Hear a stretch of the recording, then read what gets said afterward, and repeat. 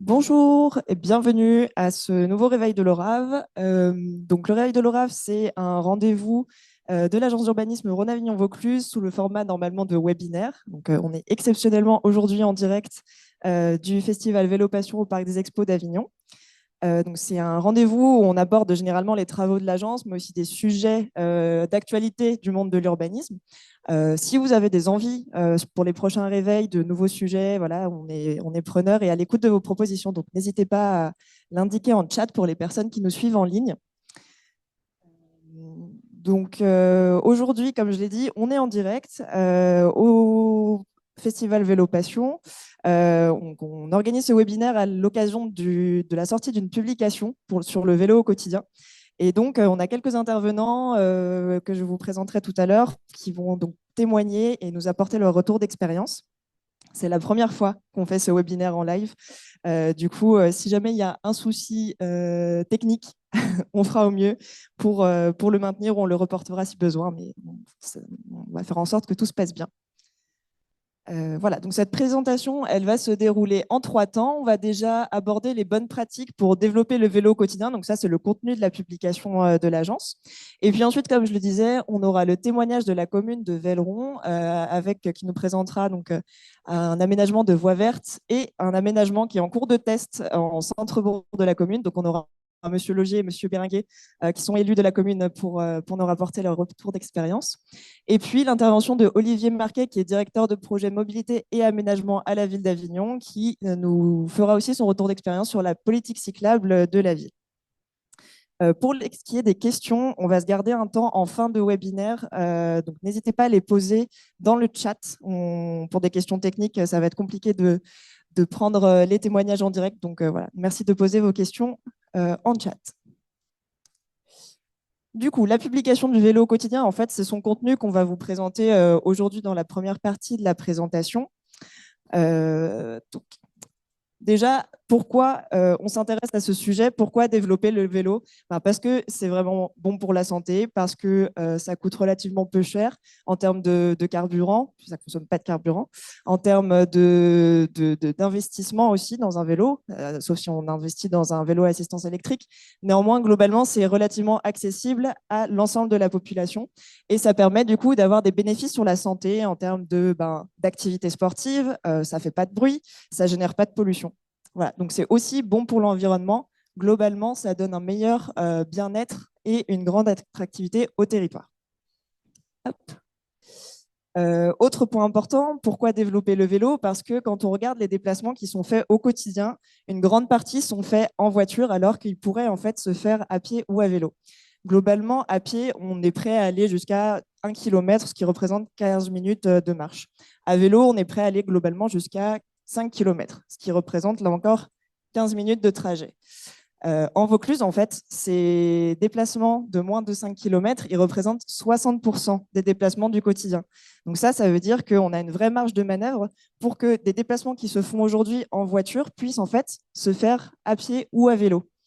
Donc ça, c'est ce qu'on appelle le report modal. Et donc, les bonnes pratiques qu'on va vous présenter, elles s'inscrivent dans cet objectif de basculer vers davantage de vélos. Du coup, les principaux leviers qu'on aborde dans la publication, ça va être la planification, l'aménagement, l'animation et les financements. C'est tous ces éléments-là mis ensemble qui vont permettre d'encourager et améliorer la pratique du vélo sur les territoires. Quand on pense à planification, on pense ça va être des schémas, des documents d'aménagement qui s'inscrivent généralement sur le temps long. C'est des choses qui permettent de mettre en place des stratégies. Donc, on a pas mal de documents qui jouent déjà ce rôle. Ça va être le schéma de cohérence territoriale, le plan climat-énergie, par exemple, les plans de mobilité. Là, on va vous présenter 3 types de schémas ou de documents qui sont un petit peu plus opérationnels et qui vous permettent d'avoir des résultats globalement un peu plus rapidement et plus appliqués. Donc, le premier, ça va être le schéma directeur cyclable, schéma directeur modes actifs, plan vélo. Tout ça, c'est un peu la même chose. Globalement, ça va être une cartographie d'itinéraires que l'on souhaite développer à moyen long terme. Ça, c'est intéressant parce que ça permet déjà de partager la vision que vont avoir les élus, les techniciens sur les itinéraires à développer sur les territoires. Mais aussi ça permet d'avoir cette vision globale et de prioriser en fait les actions dans le temps. Quels aménagements, quels itinéraires vont être aménagés en premier. Ça permet aussi d'obtenir des subventions. De plus en plus de subventions de l'État nécessitent d'avoir un schéma de cohérence globale en termes de modes actifs. Le deuxième document qu'on voulait aborder, c'est le plan local d'urbanisme. Alors ça peut être communal ou intercommunal. Il y a plusieurs leviers à l'intérieur qui permettent de développer le vélo. Ça peut être à travers le règlement écrit. Donc là, on va plutôt traiter de stationnement, d'emplacements réservés qui vont permettre d'anticiper de futurs aménagements à moyen long terme. Et puis aussi les orientations d'aménagement sectoriels et thématiques, où là, on peut directement tracer en fait dans des projets d'aménagement les itinéraires qu'on souhaite développer. Donc, c'est des choses intéressantes à mettre en place. Je parcours ces éléments assez rapidement et si vous voulez plus de détails et plus d'éléments de compréhension, évidemment, je vous invite à lire la publication. Le troisième document, ça va être le plan de circulation. Alors ça, c'est quelque chose qui est très efficace et qui est un outil assez puissant pour des communes qui ont peut-être moins de moyens, parce que en fait, il s'agit simplement et rapidement de réaffecter l'espace qui est dévoué à la voiture, de mieux mettre en cohérence les usages pour donner plus de place au vélo. Ça peut être par exemple la mise en sens unique, une mise en impasse. Voilà, globalement, ça permet rapidement et à moindre coût d'avoir des aménagements efficaces pour le vélo. Globalement, la philosophie par rapport à ce qui s'affiche sur votre écran, c'est qu'aujourd'hui, pourquoi on utilise plus la voiture? Parce que c'est simple, en fait, parce que les itinéraires sont directs, on n'a pas de difficulté. Quand on est à vélo, par contre, et qu'on veut avoir un déplacement sécurisé, on fait des détours, c'est plus complexe. L'objectif, en revoyant le plan de circulation, c'est que demain, sur certains secteurs où on veut mettre la priorité au vélo, on rend au contraire la circulation de la voiture plus compliquée, ce qui fait qu'à vélo, c'est plus simple, on va se dire, là, pour aller à la boulangerie, plutôt que de prendre ma voiture, je vais prendre mon vélo. Là, vous avez un exemple de la commune d'Aubignan qui est en train de réfléchir justement à une révision de son plan de circulation pour créer des mises en impasse et faciliter en fait la circulation et l'apaisement des voiries pour le vélo. Ce qui est intéressant, c'est que quand on met en impasse ou en sens unique, on garde une desserte pour les habitants. On garde l'accès pour les riverains, pour les engins agricoles aussi, tout en laissant plus de place pour le vélo et en sécurisant davantage. Le deuxième grand pilier de cette publication, c'est l'aménagement. Comment on fait maintenant qu'on a envie de, alors on a vu sa stratégie, on a envie de développer des itinéraires, comment on s'y prend en termes d'aménagement concret et pour avoir des cyclistes plus nombreux et plus épanouis. Alors, ça va passer par 5 grands principes que je vais vous détailler un peu plus. Déjà, ça va être de prévoir des aménagements sécurisés. Sécuriser, qu'est-ce que ça veut dire? Ça va être d'avoir les bons aménagements aux bons endroits qui vont répondre à la fois à la place qui est disponible, mais aussi au régime de circulation pour les voitures et aux usages aussi qu'on veut donner sur ce secteur. Globalement, on ne va pas aménager de la même manière une route départementale où il y a plus de 3000 véhicules par jour, où les gens roulent à 70, et un centre-village. Évidemment. Du coup, là, vous avez un panel de tous les aménagements cyclables et de zones apaisées qui existent. Évidemment, tous ne peuvent pas être mis en place. L'idée, c'est de vraiment adapter les aménagements proposés au contexte dans lequel s'inscrivent les itinéraires. Donc là, par exemple, vous avez un tableau du CEREMA qui donne un peu plus de détails sur quel aménagement est le plus adapté en fonction du contexte. Ça, c'est vraiment un outil d'aide à la décision qui est important en termes de développement cyclable. Et pour les types d'aménagements cyclables, alors je ne vais pas rentrer dans le détail parce qu'on en aurait pour l'après-midi, mais sachez que dans la publication, vous avez vraiment un détail sur quelles sont les bonnes largeurs à respecter pour que votre bande cyclable, par exemple, elle fonctionne. Il faut qu'elle soit suffisamment large. Pareil pour une piste cyclable. Donc là, on vous redonne à chaque fois les bonnes préconisations et les points de vigilance. Si on doit retenir quelque chose en termes de type d'aménagement cyclable, c'est la cohérence. Globalement, ce qu'on fait, alors c'est valable à l'échelle de toute la France, hein. On a toujours des aménagements qui sont discontinus, qui sont nombreux. Par exemple, on va être sur une voie verte, puis on passe sur rien, puis dans un même itinéraire, puis on passe sur une piste cyclable, puis sur une bande. Et il n'y a pas vraiment de jonction qui est faite entre ces aménagements-là. Donc, si on veut améliorer les choses, il faut déjà, dans un premier temps, limiter le nombre de types d'aménagement. Donc, par exemple, une voie verte, une bande, une piste. Et surtout, gérer les franchissements, sécuriser ces franchissements pour que vraiment les automobilistes fassent attention aux cyclistes. Et puis, dans un monde idéal, mais c'est beaucoup plus compliqué, prévoir un seul aménagement efficace, direct, une voie verte par exemple. Et là encore, bien gérer les franchissements pour que, selon l'itinéraire que prend le cycliste, il sache facilement où aller. On a plusieurs planches techniques également dans la publication qui expliquent justement comment gérer tout ce qui va être intersection, rond-point. Voilà, là, globalement, ce qu'on voulait vous passer comme message, c'est que dès qu'il y a un danger, dès qu'il y a un conflit d'usage, il faut privilégier un marquage au sol par un aplat de couleur, ce qui va permettre d'éveiller la vigilance de l'automobiliste. Et le cycliste, lui, il voit aussi directement où il doit aller, donc c'est plus simple pour lui. Quand on a beaucoup de place, en fait, il faut vraiment séparer le vélo de la circulation voiture. Ça va être par des îlots en amande, par des bordures, voilà, pour limiter ces conflits d'usage et donc le risque potentiel d'accident.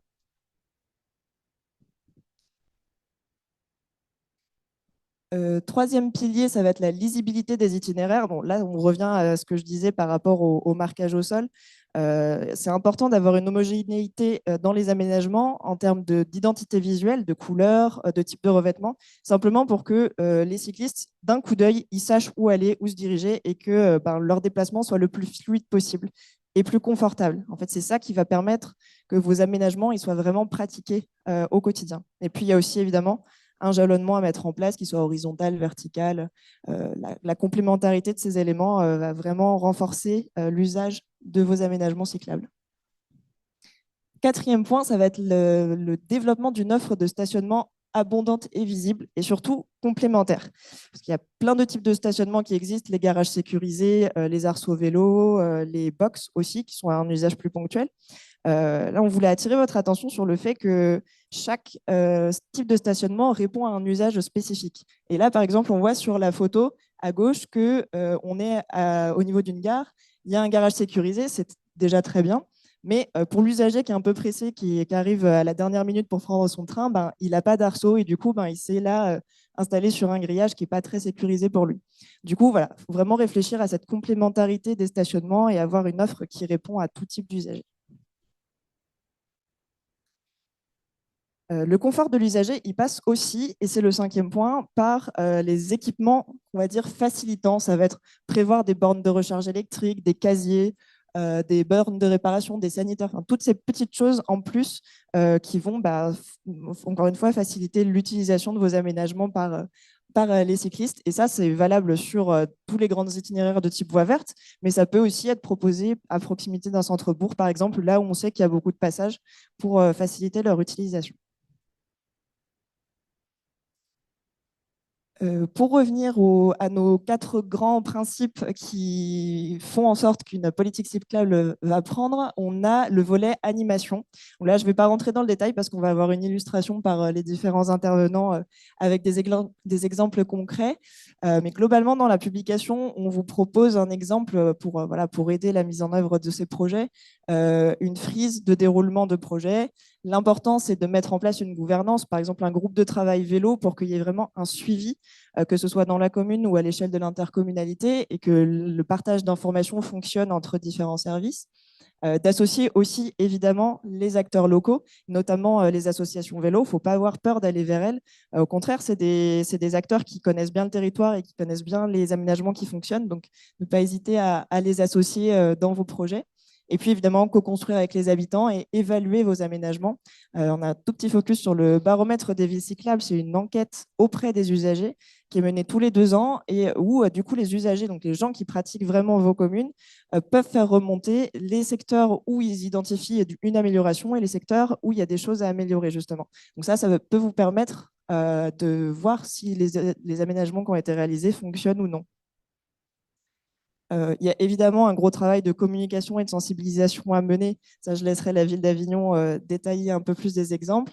Et puis, voilà, en termes d'animation, il y a aussi un écosystème vélo à mettre en place, favoriser vraiment le lien entre tous les différents acteurs, les commerces, voilà, mettre toutes ces initiatives en synergie pour développer une vraie culture du vélo.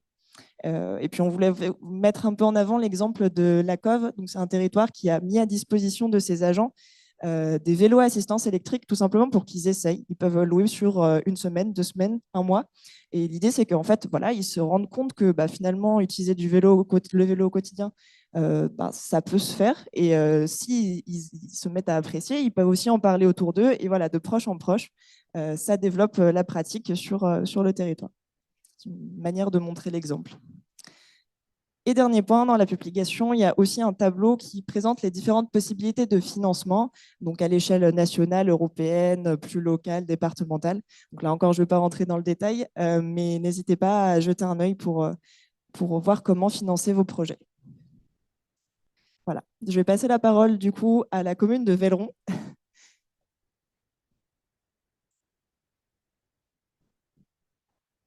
Merci Chloé. Oui, bonjour. Donc, commune de Velleron, donc Gilles Logier, premier adjoint, et Hervé Bérenguet, adjoint à l'urbanisme. On est ici en fait pour témoigner de la faisabilité déjà de faire ce type de projet dans un petit village. Et donc, ce n'est pas forcément réservé aux grandes villes. Et donc, on va donc vous présenter, alors déjà Velleron, hein, pour situer, si jamais vous ne voyez pas où c'est, on est vraiment en périurbain, hein, par rapport à Avignon. Donc, les deux types de projets qu'on va vous présenter ont deux particularités. Un qui est vraiment en campagne, l'autre qui est à l'intérieur du village. Donc, on a des problématiques vraiment différentes. Si vous permettez, je vais d'abord vous montrer la réflexion de base. Quand on est arrivé à la mairie en 2020, on avait dans l'idée de faire évidemment, de développer des mobilités douces. Mais on voulait aussi trouver d'autres, on va dire, d'autres endroits où on pouvait éventuellement développer ces mobilités douces. On avait, nous, une idée précise par rapport à deux quartiers excentrés de la commune, mais on a fait appel au CAUE qui nous a en fait donné ce schéma global en 8 points pour nous donner des idées concernant d'autres éventuellement liaisons faisables au niveau communal et intercommunal. Donc relier la commune de Pernay-Fontaine, relier la commune de L'Isle-sur-Sorgue. Et ça permet donc de voir pour un mandat, 2 mandats, 3 mandats, parce qu'il faut penser aussi à l'après, ce qui est faisable sur une commune. Donc nous, on avait nos idées, mais le CAUE permet effectivement de se projeter dans l'avenir. Donc notre premier projet, il va relier en fait Velleron, donc le centre-village, l'hypercentre, à un très gros quartier ici, ce très gros quartier des CAD, et qui est en plein développement parce que maintenant, avec le nouveau PLU, il est classé en zone urbaine. Donc ici, on a environ 400 personnes. Et à l'ancien poste, c'était un quartier où pour arriver à acheter, il fallait 1500 à 2000 mètres carrés. Donc, qu'est-ce qui se passe maintenant qu'on est en zone urbaine? En fait, les gens redivisent leurs parcelles et régulièrement, on a des 2, 3 maisons qui se construisent sur des espaces de 1500 mètres carrés. Et donc, en fait, on multiplie le nombre d'habitants. Et quand je dis 400 habitants, je pense que dans l'avenir, on peut avoir bien plus. Ça peut aller très, très vite, étant donné le nombre de parcelles, on va dire, divisibles, qui est assez importante. Je ne me trompe pas, monsieur Bérenguet, je pense qu'il y a de la place quand même. Donc, la problématique, vous allez me dire, mais on est à Velleron, ici c'est des champs, pourquoi faire une voie verte de quasiment 1 kilomètre de long? Eh bien, en fait, ce quartier est séparé de Velleron par 2 départementales et 2 énormes départementales. Donc, la départementale 31 ici, la départementale 146 ici. Et franchement, c'est, j'ai envie de dire, quasiment infaisable à pied comme à vélo. C'est très, très dangereux. Donc, pour relier la D30, ouais. Oui, et la D31, donc c'est la route de Monteux, hein, pour ceux qui ne la connaissent pas. Donc le but, c'était de relier ce quartier assez important en devenir à Velleron pour plusieurs raisons. Et déjà, pour éviter que les gens prennent leur voiture pour venir au centre de Velleron, encombrer le village, qui, il faut le dire, est un petit village provençal avec des petites rues étroites, donc il y avait quand même cette notion-là. Pour aussi permettre aux parents de laisser leurs enfants à un certain âge, pouvoir venir au village sans forcément prendre la voiture et les amener. Et ça sert énormément, puisqu'on voit beaucoup d'enfants, justement, qui prennent cette voie verte pour faire le retour entre le quartier en toute sécurité et l'hypercentre et toutes les structures sportives en plus qu'on a sur Velleron ensuite, donc le stade, le tennis, etc. Donc ça permet ces déplacements doux en toute sécurité. Donc ça, c'était pour... alors oui, je reviens sur cette diapositive. Vous voyez, on est vraiment au milieu des champs. Alors, c'est là aussi que je voulais intervenir. C'est vrai que c'est un projet qui n'est pas si cher que ça quand on y pense. On est sur un budget de 227 000 euros au total, 195 000 euros de travaux. On a, donc l'achat des terres, etc. Donc, on arrive à 227 000 euros au total. On n'a pas eu de grosses difficultés en tant que commune pour faire cette voie verte, évidemment, puisqu'on est sur du terrain agricole. Donc, on n'a pas du tout les mêmes contraintes qu'on peut arriver à trouver dans certaines villes et même dans le village avec le deuxième projet qui, lui, est à l'intérieur du village. C'est un petit peu plus compliqué. C'est exact. C'est exact. Il y avait un emplacement réservé ici. Merci, Monsieur Béringuet. On avait un emplacement réservé en fait ici, ça a facilité les choses, c'est vrai. Parce qu'en fait, sur la commune de Velleron, on a un projet, il y a une zone touristique ici, donc en fait, ils avaient prévu cet emplacement réservé. Mais il est vrai que quand bien même, sans cet emplacement réservé, on aurait peut-être moins de difficultés, puisque on est quand même sur de la zone agricole. Voilà, donc vous avez les photos ici avant, après. Maintenant, on a fait aussi une mise en discrétion au niveau du réseau. Donc, on a plus ça aussi. Et ça, c'est pour finir donc les marquages que nous avons réalisés. On a la chance d'avoir évidemment un panorama assez sympathique avec le Ventoux, les champs de lavande. Je pense que vous en avez entendu parler et il y a eu de la publicité dessus. Donc, c'est vrai qu'il y a beaucoup de gens qui s'arrêtent, qui viennent prendre des photos. C'est un endroit sympathique. Alors après, bon, personnellement, j'ai fait faire des traçages. Ça, c'est mon côté fan d'athlétisme, donc on peut aussi s'entraîner sur la piste pour faire des chronos. Et on a évidemment les barrières qui empêchent les véhicules de rentrer. Donc ça, c'était pour ce projet-là. Donc là, on est sur le projet de la rue de Monteux. Et là, effectivement, on est sur quelque chose d'un petit peu plus complexe. Alors ce projet, il y a 3 finalités. La première, c'était la mise en sécurité pour les écoles qui sont ici, dans l'hypercentre, et donc une mise en sécurité de cette rue qui est très, très, très passante, ce qui peut paraître assez incroyable, mais en fait, quand on connaît Velleron, c'est pas bien compliqué. Vous avez ici la départementale 31 et vous avez une bretelle d'accès à la départementale 31. Et donc, en fait, le village est complètement traversé par des personnes qui viennent d'autres villes, qui traversent par Velleron et qui viennent prendre la départementale 31. On est donc sur plus de 1000 véhicules jour qui passent sur cette petite rue où il y a les écoles, où il y a des quartiers, où il y a beaucoup de monde qui passe. Donc il y avait ce côté-là, mise en sécurité. Évidemment, notre nouvelle voie verte qui arrivait ici. Et pour couronner le tout, la Via Venezia qui arrive ici. Et là, la Via Venezia, on est sur notre problème, c'est qu'on est sur, à Velleron, entre 40 000 et 50 000 passages au dernier relevé de vélo et piétons par an pour l'instant. Ouais. Donc ça fait quand même du monde. Donc voilà ce projet plutôt urbain et donc un petit peu plus délicat. Je peux laisser éventuellement la parole à Monsieur Béringuet qui a chapeauté le projet. Donc au départ, on a fait appel donc à l'ORAV pour organiser un petit peu la consultation des riverains. Donc on a mené un premier travail, un atelier de travail avec les riverains. On les avait invités à venir sur place, à se projeter. L'ORAV avait préparé donc des documents à compléter. Il me semble qu'il y avait 4 groupes. Il me semble bien que c'était ça. On s'était répartis et chacun a fait des propositions. Chaque groupe a fait des propositions. Et puis en fin de matinée, un petit compte rendu de ce qui est des propositions qui sont ressorties.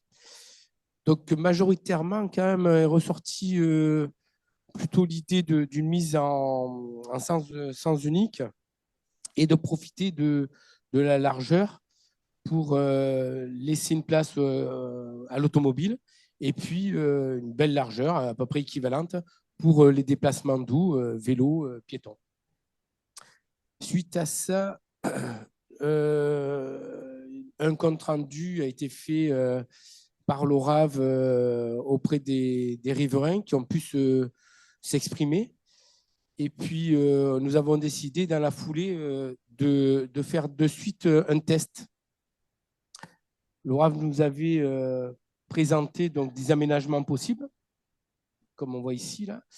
Et puis des aménagements de test. Et finalement, voilà ce qu'on a fait. Donc, sur la partie droite, là, vous pouvez voir un petit peu l'aménagement qu'on a réalisé.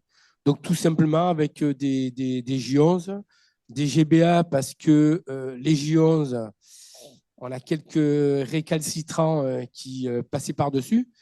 Donc, on a trouvé des solutions, les GBA en béton, et là, ça a réglé un petit peu le problème. Je vous avoue que l'expérimentation n'a pas été facile quand même, n'est toujours pas facile, à travers les réseaux sociaux surtout, ça s'exprime beaucoup. Pourtant, on a fait des réunions, des rencontres avec la population.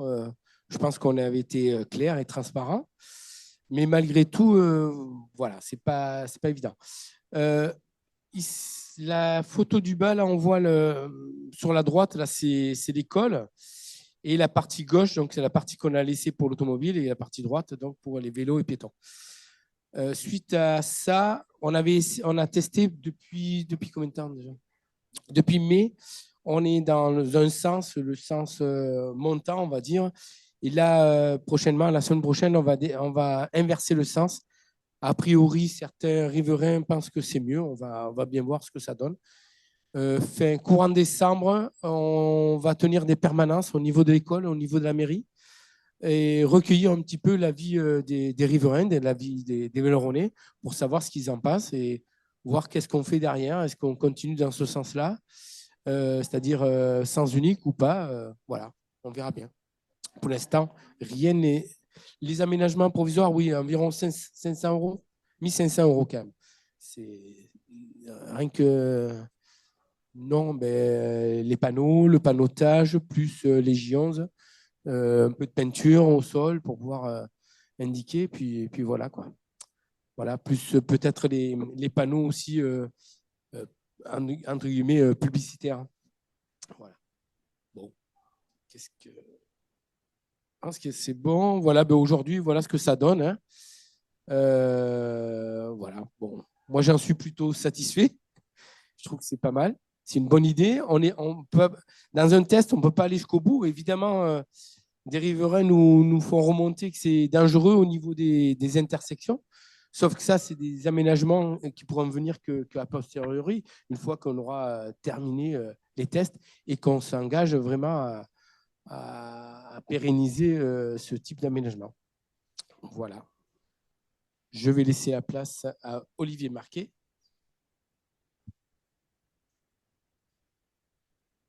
En attendant que la présentation se charge, là, le retour que je vais vous faire, c'est un retour un peu global sur la politique cyclable de la ville d'Avignon. Donc, je ne vais pas forcément m'attarder sur des exemples, mais je pense que ça sera plus un mix entre les bonnes pratiques telles que les a décrites l'ORAV tout à l'heure dans son guide de vélo du quotidien, et puis effectivement des cas particuliers qui seront illustrés ainsi que nos amis de Velleron ont mis en œuvre. Ouais, c'est bon. Donc, alors très rapidement, hein, Avignon, donc une ville de 190 000 habitants. Aujourd'hui, on a la politique vélo de la ville, hein, elle est ancienne, hein, puisqu'elle existait déjà bien avant la maire actuelle. Il y avait déjà beaucoup d'aménagements vélo sur Avignon. Et c'est vrai que depuis 2014, depuis maintenant 10 ans, il y a un gros effort qui a été mis. Aujourd'hui, sur la part modale de vélo domicile-travail, Avignon a une très bonne place, puisqu'on est à la 15e sur les 128 grandes villes françaises. Néanmoins, et ça l'ORAV l'a très bien dit tout à l'heure, le tableau à droite, c'est les enquêtes mobilité au niveau national, et à gauche, c'est les périmètres et les échanges flux domicile-travail. Aujourd'hui, on se rend en fait compte que 90%, allez, on va dire 80 et 90% des échanges pendulaires chaque jour, ne serait-ce que pour aller au travail, sont captables par le vélo, alors même qu'en très grande majorité, ils sont faits par tout autre mode motorisé. Donc, en fait, vraiment, le gisement est absolument énorme. Pour développer la politique cyclable, il faut d'abord s'intéresser en fait à 3 items, pas simplement à l'infrastructure, mais c'est bien travailler sur le territoire, l'infra, les aménagements. Des fois, le meilleur aménagement, c'est celui qui n'existe pas, on n'en a pas besoin. Les usages, donc qui roule et où, de quelle façon, etc. Et puis donc effectivement les publics, ça c'est important. Pour connaître donc son territoire, déjà, il faut savoir où est-ce que passent les cyclistes. Là-dessus, il existe des outils qui sont en libre service. Par exemple, Strava, c'est une application qui, à l'origine, était pour les sportifs, mais qui de plus en plus, en fait, est utilisable par tout un chacun. Et donc, on a des cartes de chaleur d'utilisation par les piétons et les vélos du territoire. Ça, c'est intéressant. GeoVélo, qui est notre application, fait des cartes de chaleur payantes, elle. Et il se trouve que sur Avignon, le Grand Avignon, l'agglomération a souscrit un abonnement. Et puis, tout simplement, on peut faire des comptages. La ville réalise des comptages automatiques et des fois, tout simplement, manuels. Voilà. Et donc, ces données utilisateurs, elles sont très importantes parce que, justement, elles servent à qualifier l'activité actuelle et, après, je dirais, future, une fois qu'on a réalisé les projets. Le baromètre de la FUB, Laura en a parlé, il est très intéressant. C'est aujourd'hui un baromètre, c'est un outil, c'est la plus grande enquête auprès des usagers vélo dans le monde. Il faut le savoir. Il y a, de mémoire, il y a 500 000 répondants, 400 000 répondants, je ne sais plus. En tout cas, rien que sur Avignon, on en a à peu près 500, 600 à chaque édition, tous les 2 ans. Ce qui est très intéressant, c'est qu'à la fois, c'est une analyse qualitative, le tableau en bas à gauche, une analyse spatiale, et donc notamment les points noirs, c'est la carte du milieu, bon, elle n'est pas forcément à l'avantage, il y a beaucoup de points rouges en l'occurrence, voilà, mais en tout cas, nous, ville, collectivité, ça nous permet de savoir tout simplement où est-ce que les habitants considèrent qu'il y a des difficultés. Et ça, c'est intéressant aussi, les aménagements satisfaisants en vert. Donc, c'est aussi une façon pour nous, collectivités, techniciens, de savoir où est-ce que les habitants considèrent que les aménagements ont été réussis. Donc ça, c'est vraiment important. Ensuite, je disais, il faut s'adresser à tous les usagers. Alors, le plan mode doux, donc le premier plan mode doux de la ville date de 2016. Donc, il avait je dis plan mode doux. Alors, aujourd'hui, on dirait plan mode actif. L'enjeu, en tout cas, c'est de parler aux cyclistes, mais aux piétons, parce que le meilleur ami du vélo, c'est le piéton. Voilà, il ne faut surtout pas opposer les modes. L'enjeu, c'est de reprendre de la place pour tous ces modes dits actifs. Les publics, ils sont très larges.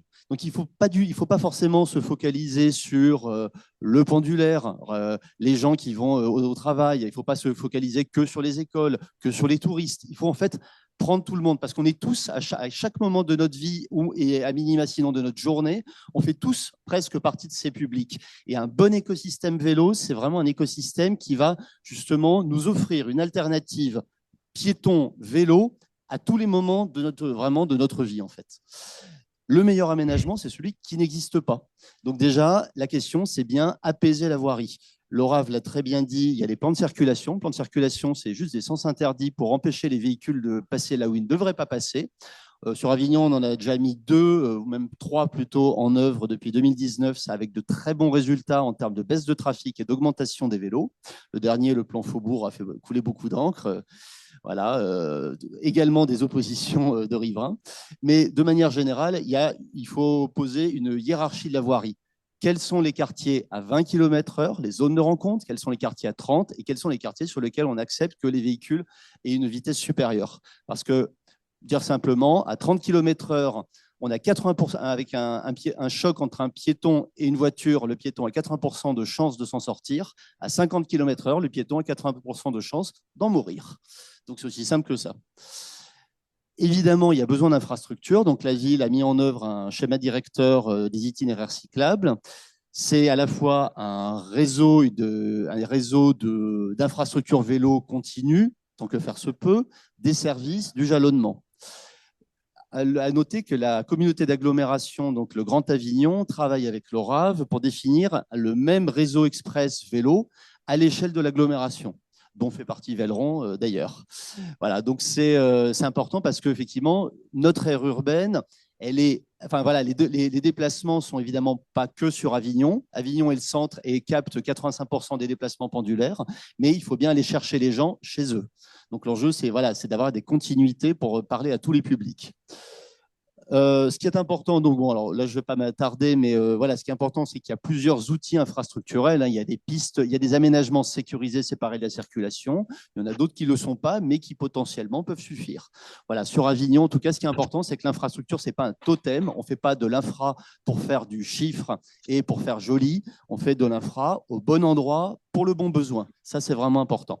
La ville a beaucoup travaillé, puisqu'on a fait 75 km entièrement nouveaux depuis moins de 10 ans aujourd'hui. L'infra, c'est aussi des fois la toute petite infra. C'est par exemple au feu, la possibilité de passer le feu. Alors ça paraît encore surréaliste de dire ça, mais le petit panneau en haut à droite, en fait, il existe dans le code de la route depuis 11 ans maintenant.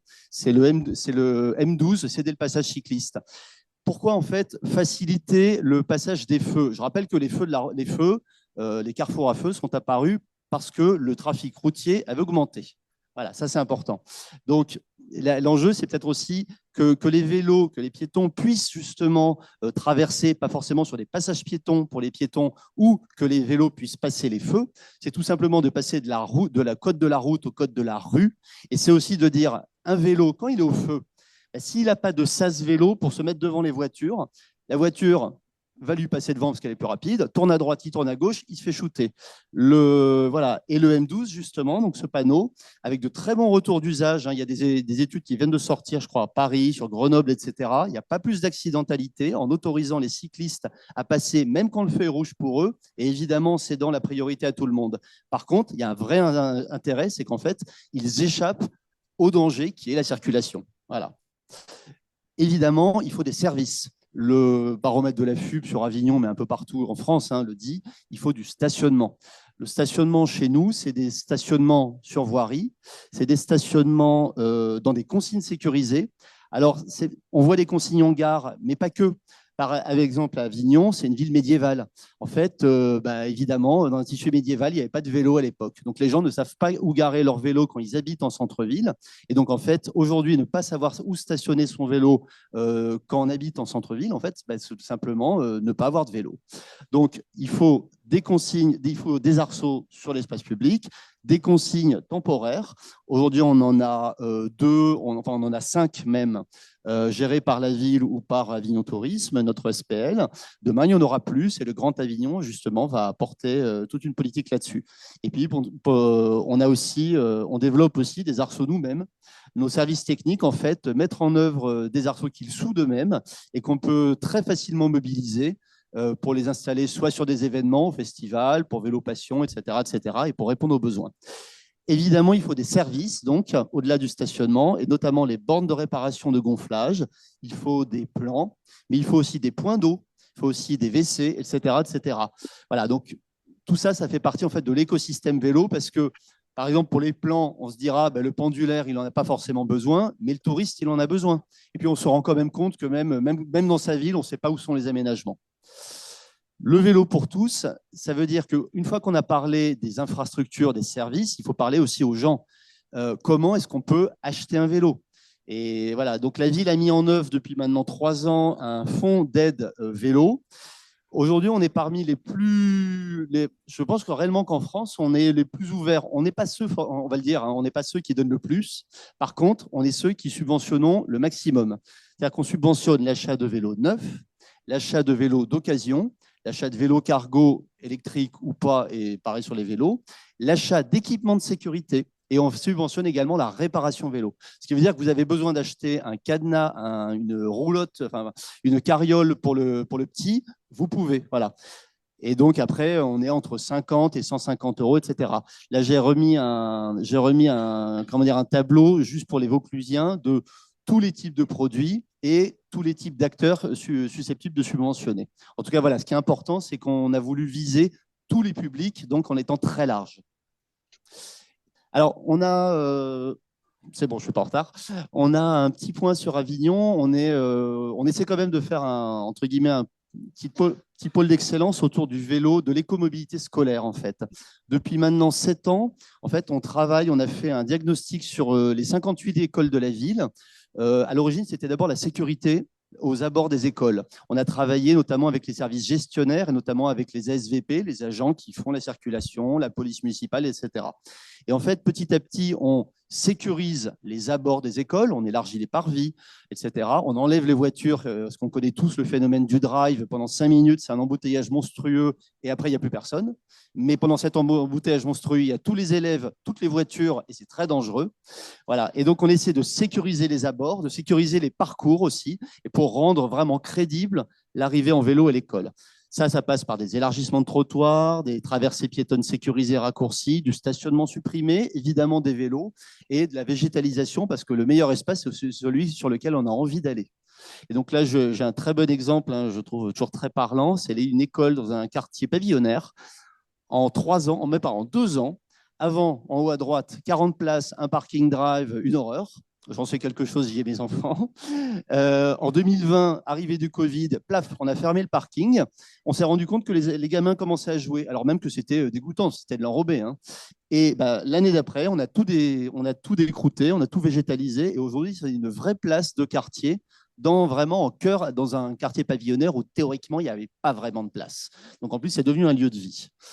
On a aussi beaucoup investi sur des aménagements frugaux, mais notamment qui attirent justement. Et donc, on a fait des pistes cyclables pédagogiques ouvertes 24/24 pour tout le monde, pour que les enfants puissent s'initier au code de la route ou à la maniabilité. On s'en sert également, nous, ville, ou la prévention routière, ou toutes les assos, pour faire justement de l'éducation à tous les publics, notamment scolaires.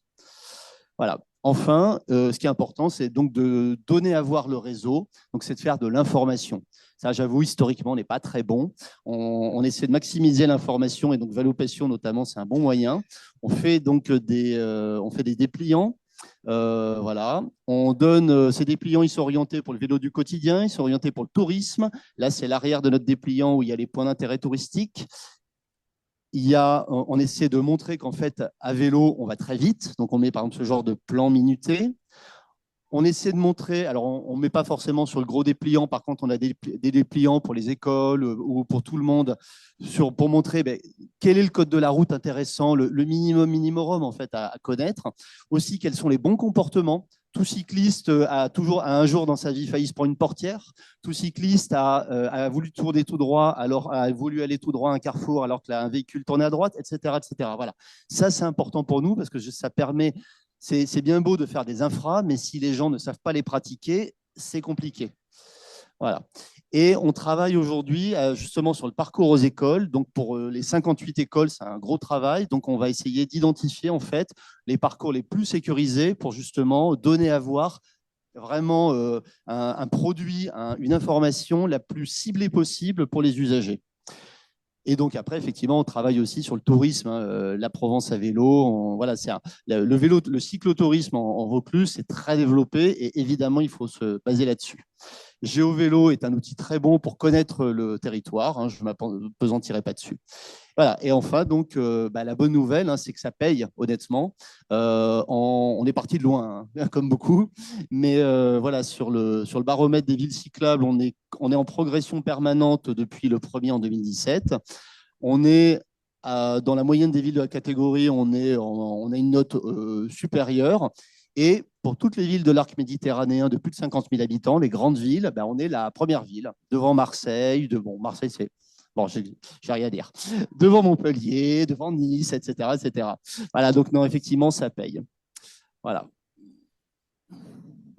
Et puis après, j'avais fait des photos d'exemples avec des coûts, mais à la limite, peut-être que je la mettrai en téléchargement. Voilà, mais pour donner un exemple, hein, c'est l'exemple de Velleron.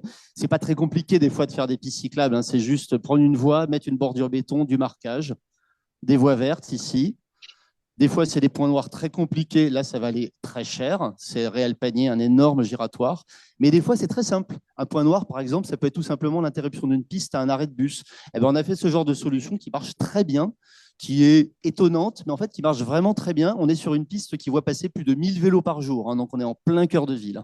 Voilà. Et surtout, pour la végétalisation, ça, c'est très important. À peu de frais, on peut faire des espaces qui sont durables et qui vraiment, en plus, répondent aux enjeux environnementaux. Merci pour vos interventions. Donc, on va pouvoir passer aux questions. Donc, Anne-Lise nous assiste pour pouvoir voir les questions qui ont été posées dans le chat. Donc, je te donne la parole.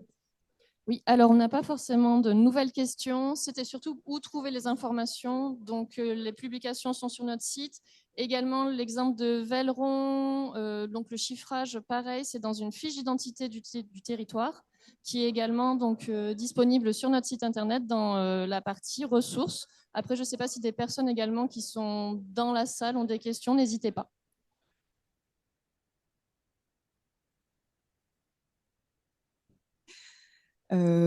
Pas de questions supplémentaires, mais effectivement, c'était la dernière diapo avant de clôturer ce réveil. Vous pouvez retrouver tout la publication déjà sur le site de l'agence. Et puis, on développe effectivement de plus en plus des fiches projets sur les projets d'aménagement qu'on accompagne. Donc, vous trouvez toutes les infos avec des infos clés hein, sur la voie verte des CAD dans la rubrique ressources. Eh bien, merci à tous les participants et participantes. Et puis, à bientôt pour un nouveau réveil.